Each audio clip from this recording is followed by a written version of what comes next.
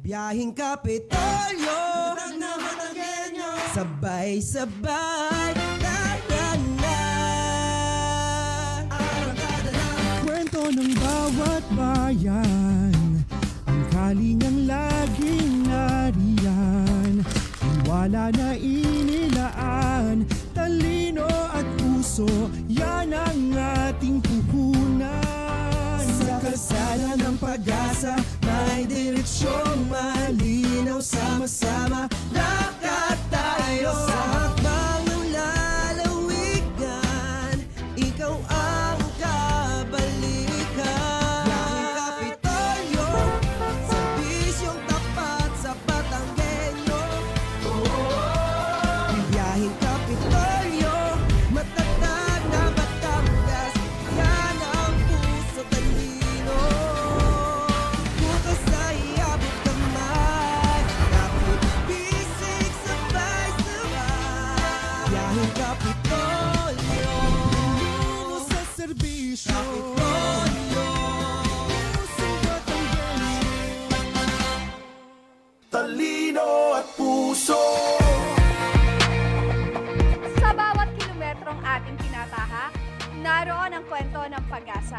At sa bawat stopover, serbisyong may puso ang hatid sa bawat Batanggenyo. Sa ating bawat pagbiyahe, baon natin ay ang magandang pagbabago. Mas malapit, mas mabilis at mas pinatibay. Ito ang bagong mukha ng ating ugnayan. Mula po dito sa Batangas Provincial Information Office, samahan niyo po kami ngayong araw ng Wednesday para po sa isa na namang makabuluhang talakayan na nakalaan syempre sa public service. Ito po ang opisyal na programang pangradyo ng pamahalaang panlalawigan ng Batangas, ang inyong Biyaheng Kapitolyo. Talino at puso. Ayan, good morning, good morning, good morning. Magandang umaga po, lalawigan ng Batangas. Napapakinig nyo na naman po kami ngayong araw ng Wednesday. Ako po, si Sharon May Halili. Good morning, lalawigan ng Batangas. At ako naman po, si Jane Ilarmo Ilagan. Ayan, good morning, partner. Good morning, Mars. Ayan. Nagsama na naman tayo. Oo. At doon po sa mga nagtatanong at nagtataka kung nasa ang aking partner na si Ornald, siya po ay may mahalaga lang tinatapos na trabaho. Ayan. Nakasing halaga syempre nitong ating Yes. programa. No? May mga, syempre, may mga hindi nasahang kailangan tapusin agad. Ayan. Yan, Kumusta hello, ba, Ornald. Mars? Kumusta muna? Kumusta? Mars, nitong nagdaang linggo ay alam naman natin na talagang sinubok tayo ng itong tag-ulan at medyo Oo. malakas nga talaga. At Yes. ayos naman at Sa bilang awa isang ina, syempre, nagpakaina muna tayo sa ating anak. Oo, at sabi nga, during this calamity, mga ganitong panahon na dumadaan sa atin, syempre, ang ating Batangas PIO ay laging nandyan, handang magbigay ng Yes. anunsyo kung ano mang kinakailangan at handa laging magserbisyo. Sabi nga sa atin, tayo ay walang pahinga Oo nga. pagdating sa mga ganyang panahon, dahil kailangan lagi nating tutukan at pagsilbihan, syempre, ang ating lalawigan. Dahil, syempre, yun lagi ang sinasabi ng ating mahal na gobernadora. Una lagi ay ang pagsiservisyo para sa lalawigan ng Batangas. Tama, Ayan. Mars. At syempre, Mars, at dapat sa ating sa mga nakikinig sa atin ngayong araw, sa mga nanonood, sana ay dun tayo sa hindi fake news. Iwasan natin ang fake news. Yes. At ang Batangas PIO Facebook page po ay maaari nyo bisitahin para tingnan ang mga balitang nakantabay para katulad na nagdaang bagyuhan. Nandun po ang nasa atin pong page, ang legit na news. Iwas Yes. fake news tayo mga kaibigan. Ika nga, ni Mhm. Ding Dong. Yan, yan sa kanyang Ding dong. panawagan. Ano po, tanging legit page lamang po kayo.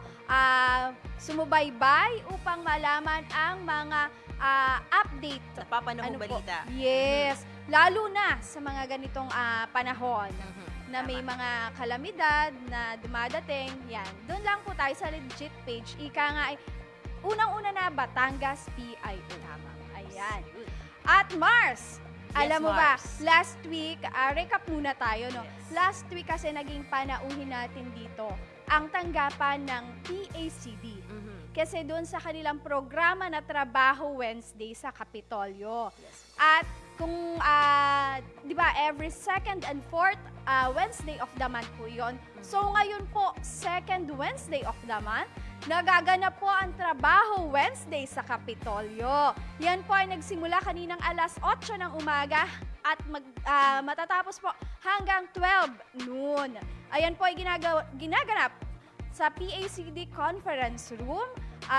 Ang company po ay ang House Technologies Industries at nangangailangan po sila ng 1,000 production operators. Kaya po sa lahat ng mga nagnanais na mag-apply, baka ito na yung pagkakataon po ninyo upang magkaroon ng trabaho. Magkaroon ng trabaho on the spot. Oo, on the spot. At sabi nga ng ating PACD, nung last Trabaho Wednesday na naganap, 32, kung hindi ako nagkakamali, 33 Mars. 33, yan. Ang on the spot na na-hire. Kaya baka po, ito na yung chance na iniintay ninyo. Yan. Yun, at sa ating mga requirements naman, nabasa ko rito, Mars, na 18 years old and above, and no tattoo, no body tattoo, at maaring male and female ang pwedeng mag-apply. Yan, Mars. willing to relocate and diyan po sa Cavite. At kung hindi ako nagkakamali, Mars, meron silang pabahay na nakalaan para dun sa mga mahahire. Yun. Ayan. Kaya sa mga nakikinig sa atin, sa mga nanonood na free at walang mga trabaho, maaari kayong magpunta rito sa Kapitolyo, sa PACD Conference Room. At baka malay nyo, ito na ang chance nyo para kayo ay magkaroon ng trabaho. Yes, ayan. Yan ay trabaho para sa lahat. Yes, every Yan. second week of the month and Fourth. fourth week of the month po ito mga kabiyahe. Ayan. At Mars, ganun din, konting recap lang din sa mga kaganapan dito sa atin sa loob ng bakuran ng Kapitolyo. Noong nagdaang August 3, 2026, personal na ipinagkaloob ni Governor Vilma Santos Recto ang tulong pinansyal po sa ilang mga barangay at individual sa People's Mansion Capital Site, Batangas City. Sa pangangasiwa po yan ng Provincial Assistance for Community Development o PACD, tumanggap po ng 70,000 ang barangay Luta del Norte mula po sa bayan ng Malbar, habang pinagkalooban naman po ng 50,000 ang barangay ng Kaan at 25,000 naman po ang barangay Lumang Lipa mula po yan sa bayan ng Mataas na Kahoy. Samantala, ipinamahagi din po ng Provincial Cooperative Livelihood and Enterprise Development Office o yung PCLEDO ang Individual Livelihood Assistance po sa 28 benepisyaryo mula po sa Barangay Barigon, Agoncillo at Barangay Bulbok, Batangas City. Tumanggap rin po ng financial assistance mula naman po sa Office of the Provincial Governor ang Palahanan Integrated National High School, mula po yan sa Municipality of Cuenca, si Miss Hyacinth Venice Halili, ayan, kapilido ko pa, at si Miss Joy Rofel Lailo at Mr. Generoso Kaladukan. Yun. Samantala naman ay pinangunahan ang ni Governor Vilma Santos Recto bilang chairperson ang pagpupulong ng Provincial Health Board or PHB noong August 3, 2026 sa PPDO Conference Room sa Kapitolyo upang talakhayin ang mga programang magpapalakas sa paghahatid ng serbisyong pangkalusugan sa lalawigan. Kabilang sa mga pangunahing agenda ng pulong ang pagtalakay sa resolusyong humihiling ng pagkakaloob ng Starlink devices mula sa Department of Information and Communications Technology or DICT para sa mga pasilidad pangkalusugan sa Batangas. Layunin nitong mapahusay ang internet connectivity ng mga rural health units, district hospitals at iba pang health facilities upang maging mas mabilis at episyente ang pagbibigay ng serbisyong medikal, telemedicine at digital health services. Iniharap din ng Exact Medical Services Corporation ang kanilang panukala bilang third-party service provider para sa pagpaparehistro ng mga benepisyaryo ng YAKAP program. Tinalakay rin ang mga probisyon ng panukalang ordinansa para sa alagang ATV na naglalayong higit pang mapalawak at mailapit ang mga serbisyong pangkalusugan sa mga Batanggenyo. Binigyang pansin din sa pagpupulong ang pagpapatupad ng medical assistance to indigent and financially incapacitated patients or MAIFIP ng Department of Health. Isang programang nagbibigay ng tulong pinansyal sa mga kwalipikadong pasyente upang mabawasan ang gastusin sa pagpapagamot at pagpapaospital. Ipinaalala rin ng board ang tamang proseso sa paghingi ng financial assistance. Ang mga pasyente o kanilang kinatawan ay kinakailangan dumulog muna sa Medical Social Service Office or MSSO o sa mga medical social worker ng ospital kung saan sila nagpapagamot. Isinasagawa ang social assessment at pagsusuri ng mga kinakailangang dokumento upang matukoy ang pagiging kwalipikado sa ilalim ng MAIFIP at iba pang umiiral na assistance programs. Ang pagsunod sa tamang proseso at pagsusumite ng kumpletong requirements ay makatutulong upang mapabilis ang pagproseso ng kanilang aplikasyon. Sa pangunguna ni Governor Vilma Santos Recto, patuloy na sinusulong ng pamahalaang panlalawigan ng Batangas ang mga inisyatibang naglalayong mapabuti ang access ng bawat Batanggenyo sa dekalidad, maagap at makataong serbisyong pangkalusugan. Maisingit ko lang, Mars, Yes, dyan, Mars. tungkol sa mga programa na patungkol sa pangkalusugan na sabi nga ng ating governor na talaga namang nangunguna dun sa ating tinatawag na HEARTS program. Yes. At yun nga, ginagawa at mas pinagbubuti pa nila yung mga tawag dito, kung paano yung tamang proseso ng pagkuha o pag-avail nitong MAIFIP, kung ano ba yung mga tamang dokumento na isumite para sa gayon ay mas mapabilis ang proseso, ika nga, at mas mapadali kung paano ba talaga yung tamang pagkuha nito. Kung ano ba yung mga tamang requirements, kasi di yan nahihirapan yung mga kamag-anak ng ating mga pasyente kalimitan ang nagiging complaint kalimitan nila ay nagpapabalik-balik sila. Kaya naman, nililinaw po at inaayos ng ating Provincial Health Office kung ano ba yung mga requirements, kung paano ba yung tamang proseso sa pagsusumiti nito. Gayon din po, kung hindi ako nagkakamali, ay lumalakad na yung process natin doon sa private partnership ng ating PSWDO para po doon sa mabilisang proseso ng pagkuha ng assistance, ng medical assistance po. Sabi nga ng ating gobernadora, hindi na kinakailangang lumapit dito sa Kapitolyo dahil Kapitolyo na po ang lalapit diyan sa mga ospital natin. At mas maraming Batanggenyo ang matutulungan nito, lalo na hindi na sila ganong mahihirapan sa pagbabalik-balik at pagpaproseso ng mga papel sapagkat may isang maayos na proseso na dapat sundin. Oo, at yung mga dokumento at proseso po ay ating sa mga susunod na araw ay ating ipapaalam syempre at ilalabas din natin sa ating mga kababayang Batanggenyo para malaman at maunawaan nila kung paano ba ang magiging proseso at mga dokumentong kinakailangan. Ayan. At ito naman, a moment of pride for every Batanggenyo. Ayan. The Provincial Government of Batangas, under the leadership of Governor Vilma Santos Recto, proudly congratulates po the Matatag Batangan Coral for advancing po as one of the top 8 grand finalists of the Himig Lingkod Bayani 2026 Government Choral Competition. Ayan, nakaka-proud naman nga. Sila po ay napili out of 33 government chorals nationwide po ha, nationwide. Yes. Yan. The group will compete in the grand finals on September 17, 2026 at the Metropolitan Theater Manila as part of the 126th Philippine Civil Service Anniversary Celebration. Ayan.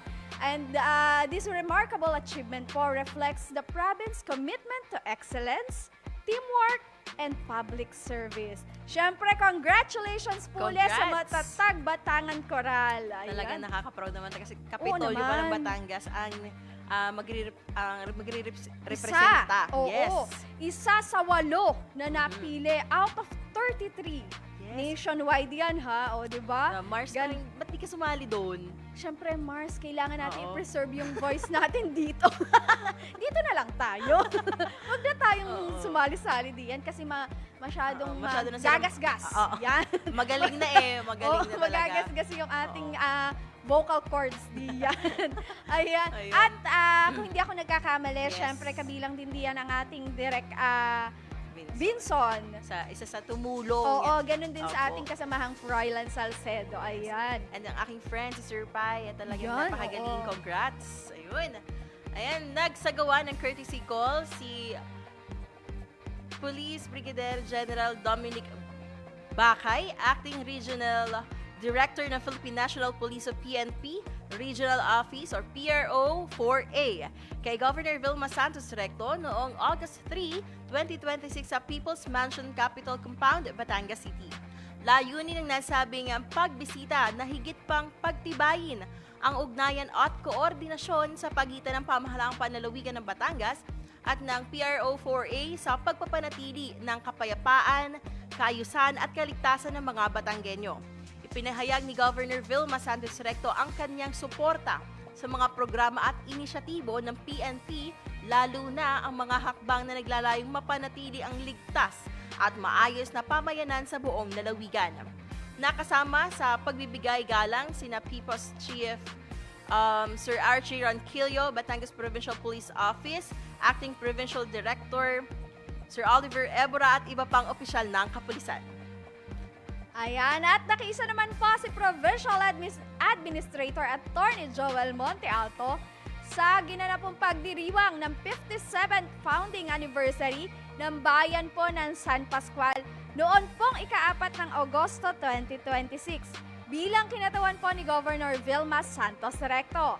Sa kanyang mensahe po, ipinaabot ni administrador ang pagbati at patuloy po na pagsuporta sa pamahalaang panlalawigan ng Batangas sa mga programa po at proyektong naglalayong mapaunlad ang nasabing bayan at mapabuti pa po ang buhay ng bawat mamamayan. Sinunod po ito ng unveiling of the facade of the new municipal building, isang mahalagang proyekto na naisakatuparan po sa inisyatiba ni na Executive Secretary Ralph G. Recto at Governor Vilma Santos Recto bilang simbolo po ng patuloy na pag-unlad at mahusay na paghahatid ng serbisyo publiko sa bayan. Matapos po ang nasabing programa, nakiisa rin po si Attorney Monte Alto sa ribbon cutting ceremony ng Agri-Trade Fair kung saan po tampok ang iba't ibang lokal na produkto at kabuhayan sa mga San Pascualeño, kabilang po ang magsasaka, maliliit na negosyante at iba pang sektor.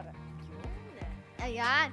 At diyan sa mga kababayan ko, diyan sa San Pascual, mga San Pascualeño, abangan nyo po, kailan nga ba ito, Mars? August 24. Yan, August 24. Araw ng Lunes. Yes. Abangan nyo po ang sunod naming cow na gaganapin diyan sa bayan ng San Pascual. Sasayaw ka ba, Mars? Nakakasuwa. All on wheels. Nakakatawa naman. Dahil diyan sa amin sa San Pascual gaganapin ang Yes. sunod nating Capitol on Wheels. Yan, na inaabangan ng syempre ng mga taga-amin diyan sa Yes. San Pascual dahil sabi nga nila, abe kadami namang dala talaga ng mga Service. aring services. Libre pa. Yes, ang una-una na talaga nilang inaantabayanan at inaantay diyan, maibahagi ko lamang, Yes, Mars. ay yung ating Provincial Health Office. Yes. Kasi, mga libreng check-up. yes, yun talaga ang inaabangan ng lahat, yung libreng check-up. Kasi Dental vision, diba? yes, balita din kasi nila na syempre bukod sa check-up, meron pang mga gamot, mga vitamins na maiiuwi pag nagpa-check-up ka dito nga naman. Syempre, Tama. meron pang libreng x-ray na ginagawa. May dental services dyan, may libreng bunot, o may fluoride services pa at marami pang iba.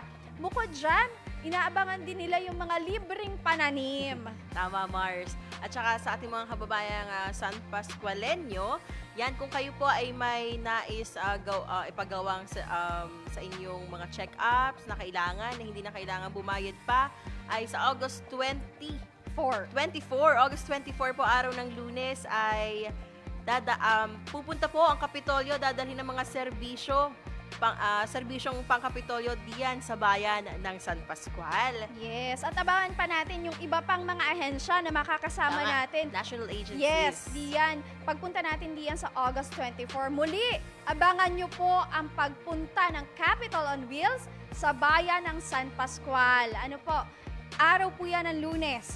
Kaya talagang panigurado ako ay madaming pupunta diyan dahil tamang ang mga estudyante, ika nga nila ay mga nakapasok na, syempre ang mga May magulang. hatid na ang mga Yes. bata. Oo, ang mga magulang ay pwede nang suminsay Yes. at bumisita kung saan man gaganapin diyan sa San Pascual ang ating Capitol on Wheels. Yun, Mars. Sa ibang balita, mahigit 150 persons with disabilities or PWDs ang napagkalooban ng iba't ibang serbisyong pangkalusugan noong August 4, 2026 sa Dream Zone Capital Compound, Batangas City.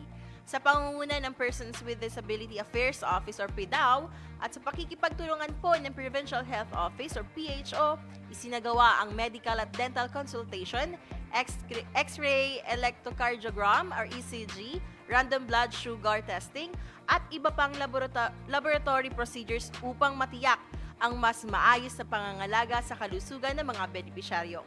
Patunay ito ng patuloy na pangako ng pamahalaang panlalawigan ng Batangas na maghatid ng serbisyong may malasakit at walang naiiwan.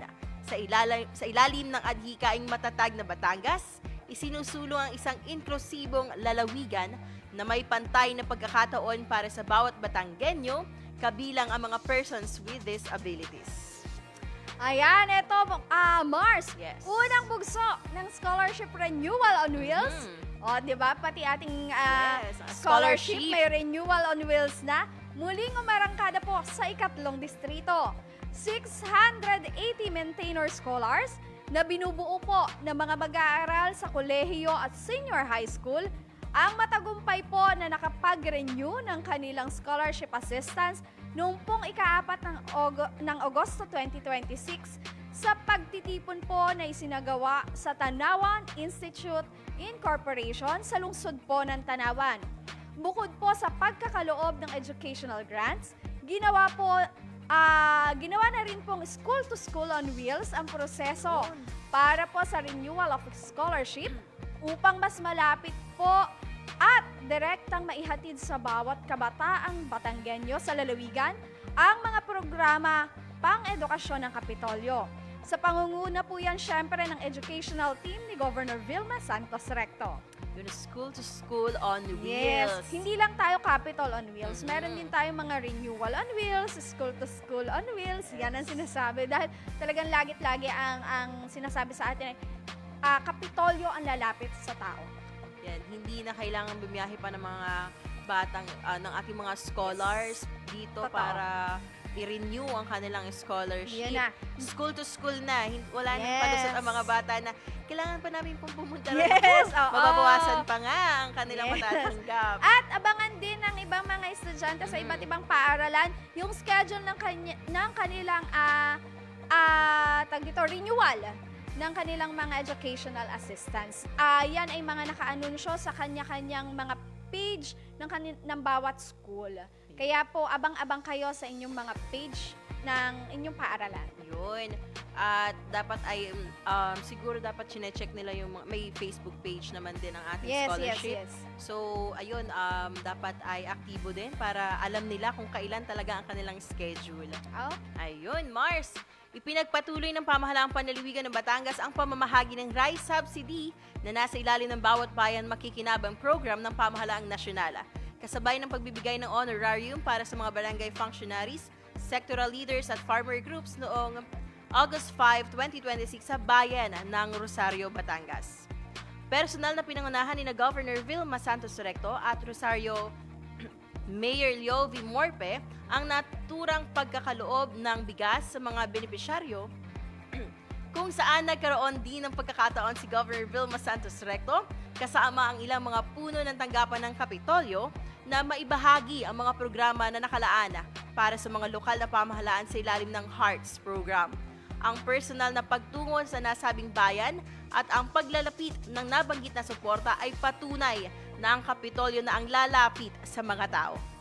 At matapos po sa bayan ng Rosario, ang bayan naman po ng San Jose ang personal na tinungo ni Governor Vilma Santos Recto noong ika-5 pa rin ng Agosto 2026 upang ipagpatuloy po ang third tranche o ikatlong bahagi ng paghahatid ng rice subsidy mula po sa bawat bayan makikinabang program ng pamahalaang nasyonal. Kasabay po ng isinagawang pamahagi ng honorarium para sa mga barangay functionaries, sectoral leaders, at volunteers. Sa naturang aktibidad po, naging katuwang ni Governor Vilma Santos Recto si Mayor Reggie Vertusio, kung saan po nagbigay pagkakataon din ito upang mailahad ni Governor Vilma Santos Recto ang walang patid na pagsasakatuparan po ng Kapitolyo ng mga proyekto na nasa ilalim ng HEARTS program, partikular na po para sa bayan ng San Jose. At maisingit ko lang, Mars, nung nagdaang SOPA, isa ito si Mayor Reggie Vertusio sa nahingian ko ng panayam. Nakapanayam ko ito patungkol sa naging SOPA nga at napakaganda ng kanyang mensahe para sa ating gobernadora na talagang lagit-lagi ay nakasuporta ang bayan ng San Jose para dito para dito sa mga programa at nabanggit din niya dito na gustong-gusto niya, sabi nga niya, wala siyang itulak kabigin sa mga programang ginawa at inilahad ng ating gobernadora, lalo't higit nga daw dito sa health at sa education dahil yan nga daw lagi ang nangunguna. Yes. Ayan, personal naman na dumalo at nagbigay ng mensahe si Governor Vilma Santos Recto sa isinagawang consultative meeting on agri, fishery and livestock projects and development noong August 5, 2026 sa bayan din ng Rosario. Sa kanyang mensahe, binigyan diin ng gobernadora ang patuloy na suporta ng pamahalaang panlalawigan ng Batangas sa pagpapalakas ng sektor ng agrikultura, pangisdaan at paghahayupan. Aniya, mahalaga ang pagkakaisa ng mga ahensya ng pamahalaan, mga lokal na pamahalaan at mga magsasaka at mangingisda upang maisulong ang mga programang magpapataas ng produksyon, magpapabuti ng kabuhayan at magbibigay ng pangmatagalang pag-unlad sa lalawigan.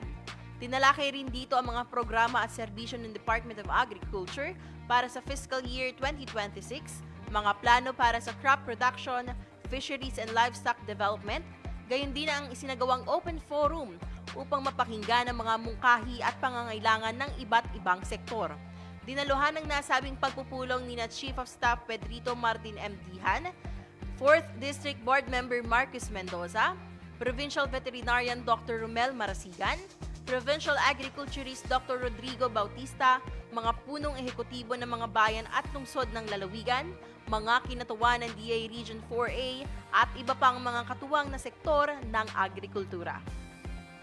619 na mga kolehiyong mag-aaral naman mula po sa lungsod ng Lipa ang tumanggap ng kanilang second semester educational assistance na nagkakahalaga po ng 5,000 pesos bawat isa. Noon pong ika-6 ng Agosto 2026. Hindi po napigilan ng malakas na pagbuhos ng ulan ang educational team ni Governor Vilma Santos Recto upang patuloy po na matagumpay na maihatid ang serbisyo ng Kapitolyo direkta sa bawat kabataang Batanggenyo. At kung di ako nagkakamali, araw yan ng Huwebes, tama ba? Huwebes, Biyernes. Maalin. Basta. Nung Wednesday. Wednesday. Yan, nung Wednesday, araw ng Wednesday na yan ay medyo malakas na ang ulan. Pero sabi nga, nakaschedule na. Siyempre, Hindi na pwedeng nag-iintay baguhin. na ang Yes. mga bata doon. Kaya tumulak pa din ang ating educational team para ipamahagi yung educational assistance ng mga bata. Ika nga'y umulan, bumagyo'y tuloy-tuloy ang serbisyong Kapitolyo. Maliban na lang talaga, Mare, kung yan ay may mga nagbabagsakan Oh, iba ng ng- mga puno, oo. yan, iba na.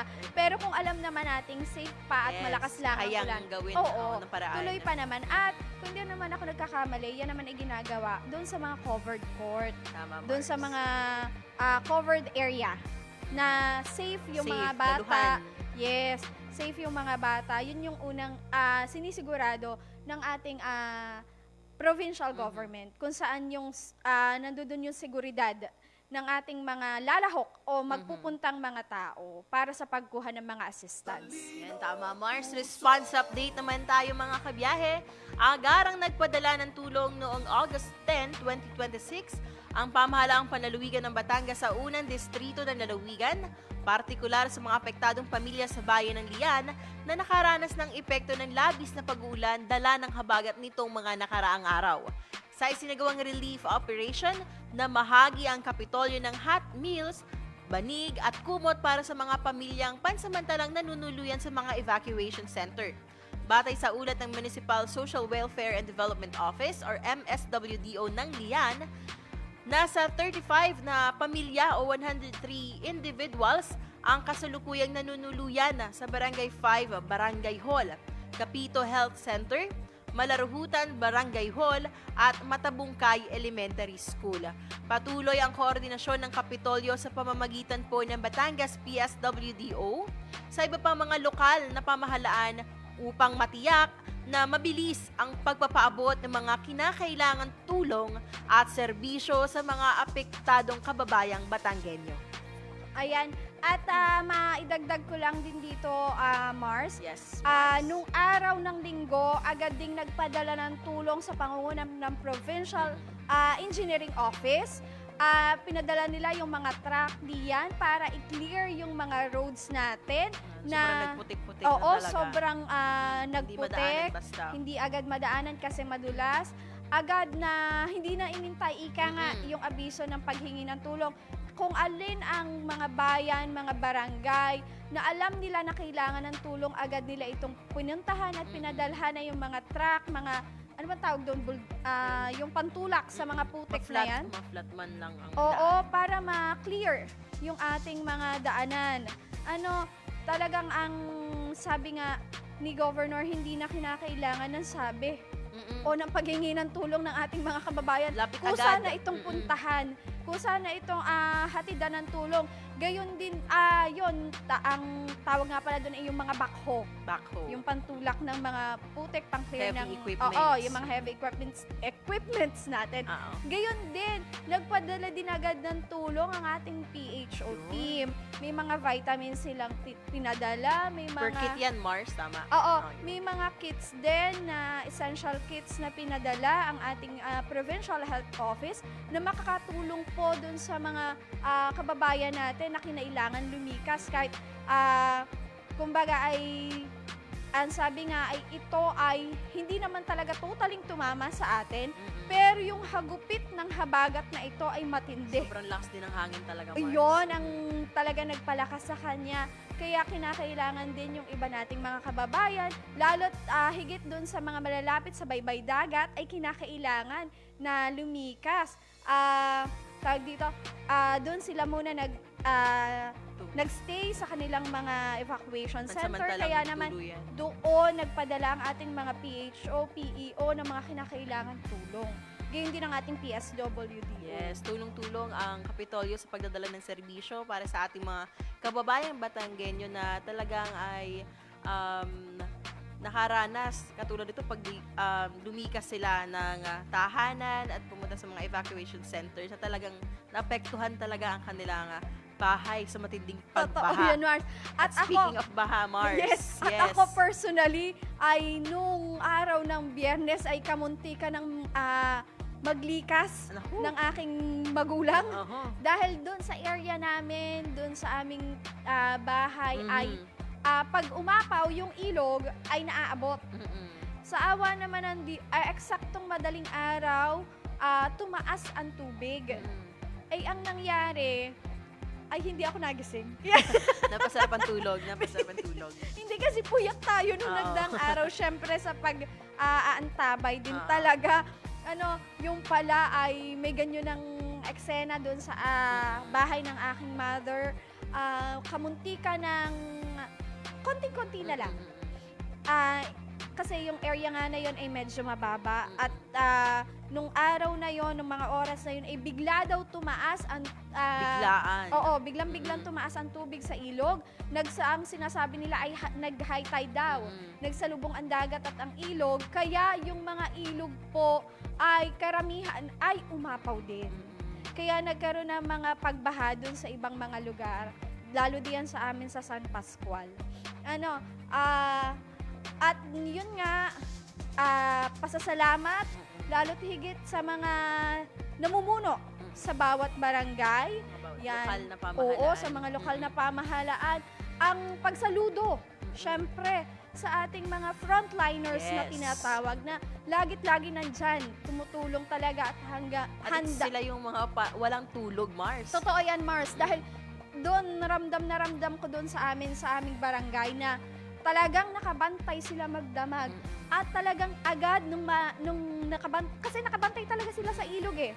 Nung nakikita nila na unti-unti itong tumataas, lahat ng bahay doon sa amin ay kanilang pinukaw. Kasi nga, tulugan na nung mga oras na yon, kanilang pinukaw at isa-isa nilang inilipat yung mga kabarangay ko doon, dinala sa evacuation center. Kaya nga, talagang taus-pusong pasasalamat at pagsaludo sa mga frontliners. At may natin. iba rin na mga sa barangay na hindi pa ganun kalakas ang ulan ay nagsasabi na sila ng mga Yes. paghahanda na kailangan gawin din ng sa Yes. pamilya Oo. at nila para hindi na ganun magkabiglaan.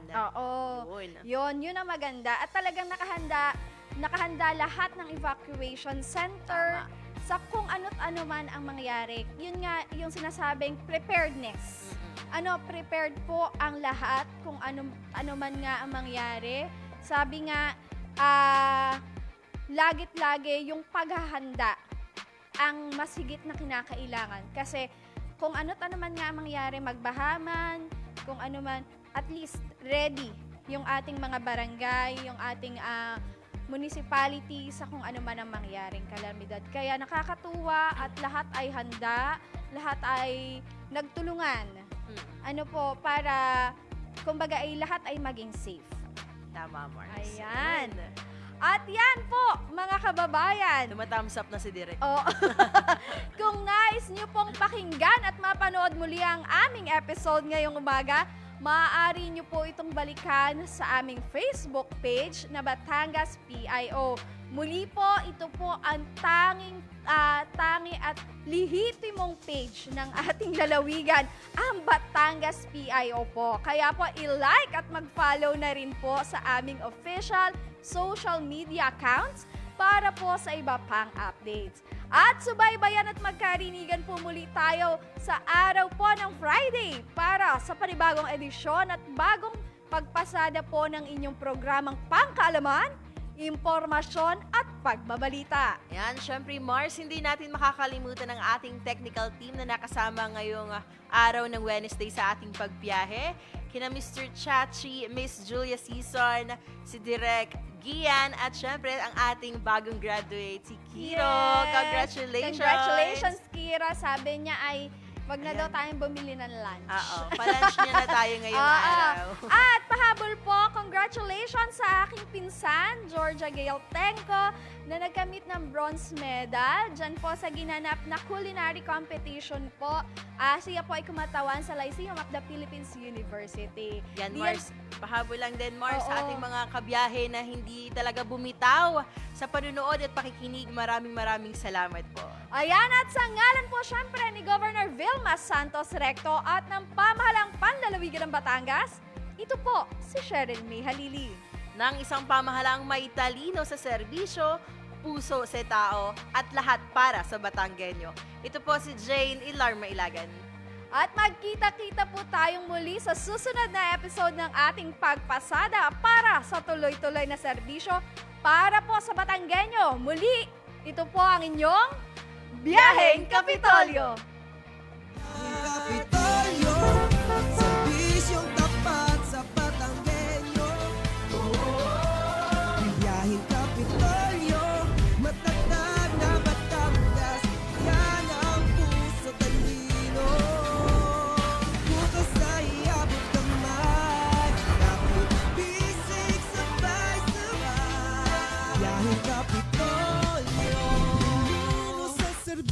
Kapitolyo